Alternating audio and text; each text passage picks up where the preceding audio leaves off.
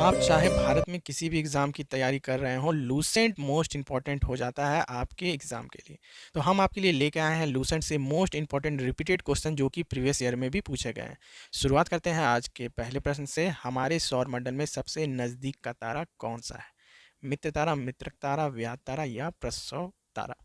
तो सही जवाब है मित्र तारा। इसको हिंदी में मित्र तारा बोलते हैं और इंग्लिश अगर पूछ लिया जाए तो ये भी आपको याद रखना है, अल्फा सेंचुरी भी इसको बोलते हैं, जो कि क्लोजेस्ट स्टार है हमारे सोलर सिस्टम का। याद रखिएगा, पूछा गया प्रश्न है प्रीवियस ईयर में। लाल ग्रह के नाम से किस ग्रह को जाना जाता है? बुध, प्लूटो, मंगल या शुक्र? और इसका सही जवाब है मंगल को लाल ग्रह के नाम से जाना जाता है और ये भी प्रीवियस ईयर में पूछा गया प्रश्न था। भारत में जैव भौगोलिक क्षेत्रों की संख्या क्या है? 2, 10, 5 या 6? तो याद रखिएगा, बायो जियोग्राफिकल क्लासिफिकेशन के अनुसार भारत में जो जैव भौगोलिक क्षेत्र है उनकी संख्या है 10। जैव भौगोलिक क्षेत्र कितने हैं? 10। याद रखिएगा, इंपॉर्टेंट प्रश्न है। कौन सा शहर ब्रह्मपुत्र नदी के तट पर स्थित है? कानपुर, श्रीनगर, डिब्रूगढ़ या लखनऊ? तो आपको पता होगा डिब्रूगढ़ जो है वो असम में है और ये जो है ब्रह्मपुत्र नदी असम से होते हुए बहती है। तो डिब्रूगढ़ जो है ब्रह्मपुत्र नदी के तट पे स्थित है। मानस राष्ट्रीय उद्यान किस राज्य में है? उड़ीसा, महाराष्ट्र, असम या सिक्किम में? तो ये भी प्रश्न वहीं से आया जहाँ से ब्रह्मपुत्र नदी बहती है, यानी कि असम में जो है मानस राष्ट्रीय उद्यान है और ये जो है शेर के लिए फेमस है और 1973 में इसकी स्थापना की गई थी और ये एक टाइगर रिजर्व है। ये भी आपको याद रखना, मैंने शेर बोला था, ये बाघ हो जाएगा या टाइगर आप बोल लीजिए, उसके लिए ये फेमस है। अगला प्रश्न देख लेते हैं। संगमरमर की रूपांतरित चट्टान है। संगमरमर की रूपांतरित चट्टान क्या है? बलुआ पत्थर, चूना पत्थर, ग्रेनाइट या चिकनी मिट्टी? सही जवाब हो जाएगा जो संगमरमर होता है। आप देखिए संगमरमर सफ़ेद रंग का होता है, तो ये आपका चूना पत्थर भी सफ़ेद रंग का होता है, तो इसके थ्रू आप याद रख सकते हैं कि संगमरमर जो है ये चूना पत्थर है, मेटामॉर्फिक रॉक है। ठीक है, ये भी पूछा जाएगा तो आपको ये याद रखना है। चूना पत्थर की जगह अगर लाइमस्टोन लिखा हो तो भी आपको यही क्लिक करना है। किस ग्रह का पर पश्चिम में सूर्योदय दिखाई देगा? बृहस्पति, शुक्र, शनि या बुध? तो देखिए, पश्चिम में सूर्योदय कब दिखाई देता है? हमारे ग्रह पृथ्वी की बात करें तो पृथ्वी जो है, आप वहाँ पे सूर्योदय पूर्व में दिखाई देता है, लेकिन जिस ग्रह का घूर्णन की दिशा पृथ्वी के घूर्णन की दिशा की उल्टी हो वहाँ सूर्योदय जो है पश्चिम में दिखाई देगा। तो वो ग्रह कौन सी है? वो ग्रह है शुक्र। तो याद रखना है, शुक्र की घूर्णन की दिशा उल्टी है, यानी कि पूरब से पश्चिम की तरफ है, जबकि हमारी ग्रह पृथ्वी पश्चिम से पूरब की तरफ घूमती है, इसलिए सूर्योदय पूर्व में दिखाई देता है। तो शुक्र आपको याद रखना है, इसकी घूर्णन की दिशा पृथ्वी के घूर्णन की दिशा की उल्टी है। निम्नलिखित में से कौन सी कायांतरित चट्टान नहीं है? तो देखिए, जीनिस, जीनिस, संगुटिका, क्वार्टजाइट या सिस्ट? तो इसके लिए आपको याद रखना है कि जीनिस, क्वार्टजाइट और सिस्ट जो है ये कायांतरित चट्टान है और जो आपका संगुटिका है ये कायांतरित चट्टान नहीं है। ठीक है, तो सही जवाब यही हो गया। विश्व का सबसे बड़ा डेल्टा है कौन सा है? अमेजन नदी डेल्टा, कांगो, सुंदरबन या गोदावरी नदी डेल्टा? तो आपको पता होगा सुंदरबन जो डेल्टा है वो विश्व का सबसे बड़ा डेल्टा है और ये किसके लिए है? ये बंगाल टाइगर के लिए फेमस है। ठीक है, ये भी याद रखना है। अच्छा, आपको कमेंट करके ये जरूर बताना है कि सुंदरबन जो है वो किस राज्य में है? किस राज्य में? बड़ा ही आसान प्रश्न है, आप जरूर इसका जवाब दे पाइएगा। बंगाल टाइगर के लिए फेमस है, तो किस राज्य में हो सकता है? और जिसका जवाब सही होगा मैं उसे हार्ट दे दूंगा, तो उसे पता चल जाएगा सही जवाब है। कमेंट जरूर कीजिएगा, मुझे आपके कमेंट का इंतजार रहेगा। भारत में निम्नलिखित में से कौन सी नदी डेल्टा नहीं बनाती है? गंगा, नर्मदा, महानदी या कावेरी? गंगा का डेल्टा तो बहुत ज़्यादा पॉपुलर है, तो ये बनाती है। महानदी भी बनाती है और कावेरी भी बनाती है, तो नर्मदा जो है इसका सही जवाब हो जाएगा, ये डेल्टा नहीं बनाती है। अब देखते हैं अगला। सुल्तानपुर पक्षी अभयारण्य जो है वो किस राज्य में स्थित है? ये पूछा जा रहा है कि आपसे। तो इसका सही जवाब क्या हो जाएगा? सुल्तानपुर पक्षी अभयारण्य किसमें है? हरियाणा, उड़ीसा, उत्तर प्रदेश या राजस्थान? तो सुल्तानपुर पक्षी अभयारण्य जो है ये हरियाणा में गुड़गांव के पास स्थित है। ये आपका सही जवाब हो जाएगा। किसके शासनकाल में चित्रकला अपने विकास के उच्चतम स्तर पर पहुंची? औरंगजेब, अकबर, जहांगीर या शाहजहां? सही जवाब हो जाएगा जहांगीर के काल में चित्रकला जो है अपने उच्चतम स्तर पर पहुंची थी और जहांगीर ने कई जगहों पे मुगल कारीगरी के जो निशान है वहाँ पे आपको मिल जाएगा। जहांगीर के काल में बने हुए चित्रकला का एक अच्छा अद्भुत उदाहरण मिलेगा आपको। भारत में हरित क्रांति में किसने योगदान दिया?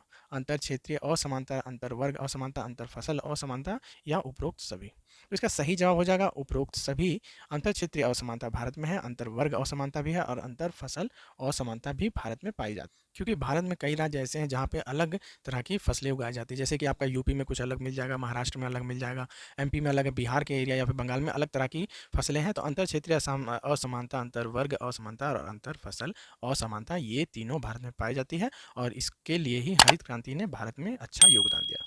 पृथ्वी में प्रत्येक की आवश्यकता को पूरा करने के लिए पर्याप्त प्रदान किए ही करती है, लेकिन प्रत्येक व्यक्ति को लालच को नहीं।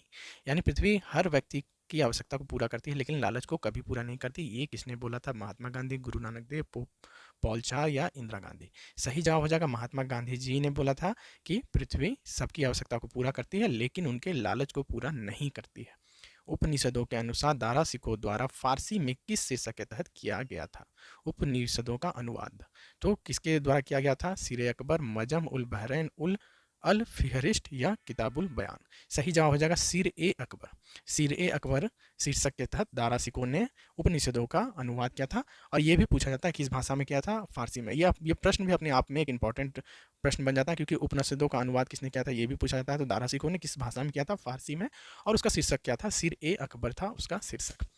ब्रिटिश ईस्ट इंडिया कंपनी के शासन के दौरान निम्नलिखित में से किसने सदर दीवानी अदालत की स्थापना की थी? वारेन हेस्टिंग, वेलेस्ली डलहौजी या कर्नवालिस ने? सही जवाब है 1772 की बात है। और उसमें वारेन हेस्टिंग ने कलकत्ता में जो है ये सदर दीवानी अदालत की स्थापना की थी। वारेन हेस्टिंग के द्वारा कलकत्ता में की गई थी 1772 में। पंजाब में सर्दियों के दौरान निम्नलिखित में से कौन सी बारिश रबी फसलों के लिए अनुकूल है? आम्र वर्षा, जेठ धाराओं के कारण वर्षा, पश्चिमी विक्षोभ या काल बैसाखी?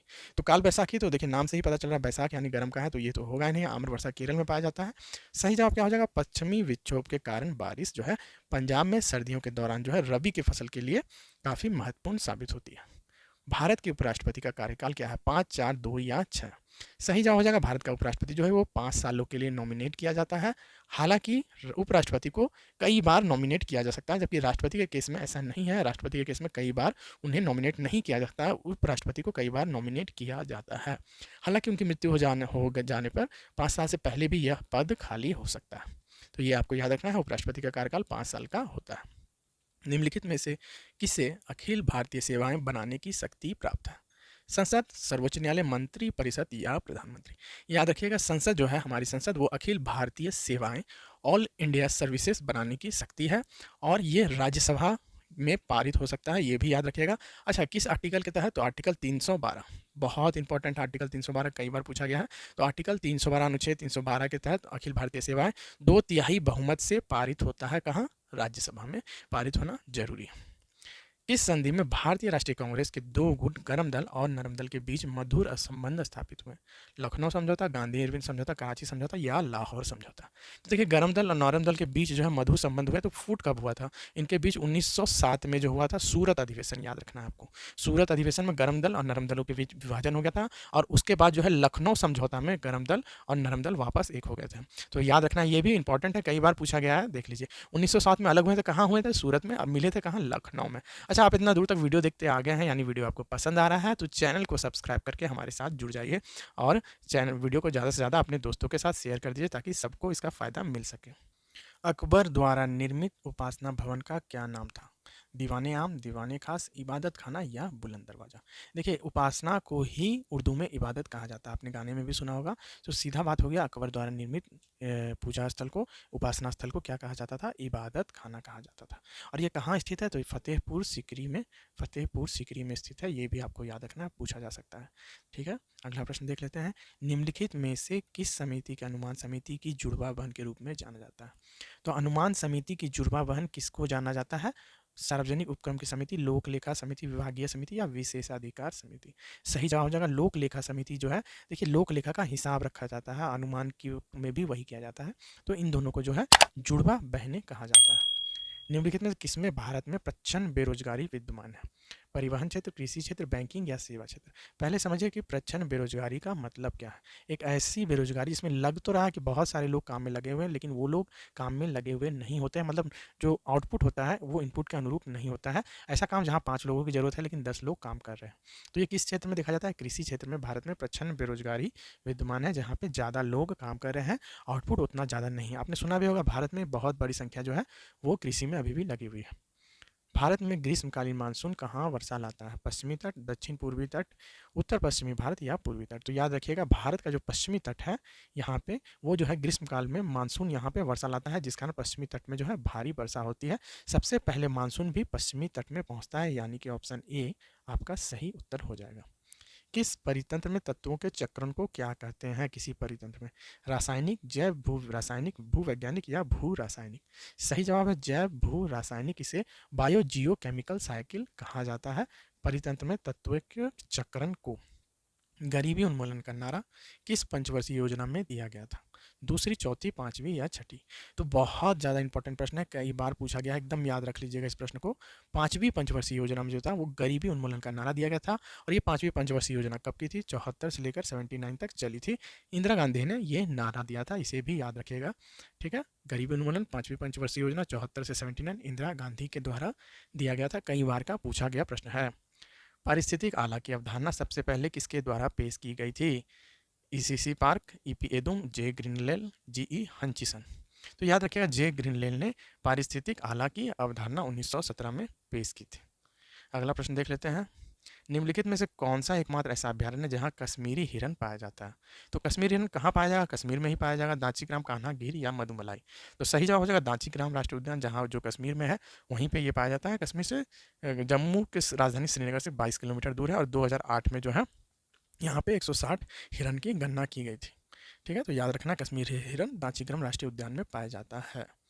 इको मार्क उन भारतीय उत्पादों को दिया जाता है जो विशुद्ध और बिना मिलावट के हैं, प्रोटीन से समृद्ध है, पर्यावरण के अनुकूल है या आर्थिक रूप से व्यवहार है। तो इको मार्क का मतलब समझना है आपको। इको मतलब क्या हो गया? इन्वायरमेंटल फ्रेंडली, यानी कि पर्यावरण के जो अनुकूल है। ये 1991 में शुरू किया गया था, ये भी याद रखना है। ठीक है, तो पर्यावरण के अनुकूल जो है उन्हें इको मार्क दिया जाता है। कई प्रोडक्ट पर आपने देखा भी होगा। राष्ट्रपति के कार्यकाल की रिक्ति के कितने भीतर भरा जाना चाहिए? अच्छा, राष्ट्रपति का पद अगर खाली हो गया तो उसे कितने दिन के भीतर भरा जाना चाहिए, चाहे राष्ट्रपति की डेथ हो गई हो या उनको पद से हटा दिया गया हो? तो ये याद रखिएगा 6 महीने के भीतर भरा होना चाहिए। और ये किस अनुच्छेद में लिखा है? तो अनुच्छेद 56, जिसका संबंध राष्ट्रपति से है, उसी में ये लिखा गया है कि राष्ट्रपति का पद अगर खाली है तो 6 महीने के अंदर इसे भर देना चाहिए। तो ये था आज का आखिरी प्रश्न। कैसा लगा प्रश्न आपको ये कमेंट करके ज़रूर बताइएगा। साथ ही साथ मैंने आपसे ये भी पूछा है कि सुंदरवन उद्यान किस राज्य में है, तो इसका भी जवाब मैं आपका कमेंट में इंतजार करूँगा। आपको एक हिंट ये दे देता हूँ कि जिस राज्य में है उसकी जो है सीएम ममता बनर्जी है। अब ये आपके लिए काफ़ी आसान हो गया होगा। तो जल्द ही मिलते हैं नेक्स्ट वीडियो में, तब तक के लिए